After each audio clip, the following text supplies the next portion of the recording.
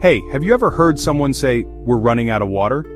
Maybe you've seen dramatic headlines about droughts or dry rivers and it sounds like the world is on the verge of drying up forever.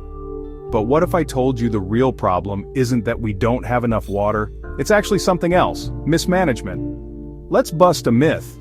The Earth has a fixed amount of water, that's not changing anytime soon. We're not suddenly losing oceans or rivers to outer space. In fact, if you added up all the water on Earth, it'd fill about 1.5 billion Olympic swimming pools. That's a lot of water. So why do so many people and places still struggle to get enough? Here's the thing, it's not about water there is, but it is, and we use it. Water isn't spread out evenly, and we're not exactly being smart with the water we've got.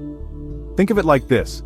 Imagine you have a giant bucket of water, but you only have a tiny cup to scoop it up, and there are holes in your cup. That's basically what's happening right now. Let's look at agriculture. Did you know farming uses around 70% of the world's fresh water? But in a lot of places, outdated irrigation methods mean more than half of that water just evaporates or leaks away before it even reaches crops. Then, cities pump water through aging pipes that leak, sometimes losing up to 30% before it ever gets to your tap. And don't get me started on pollution.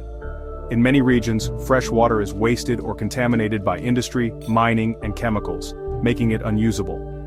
That's not a shortage problem, that's a management problem.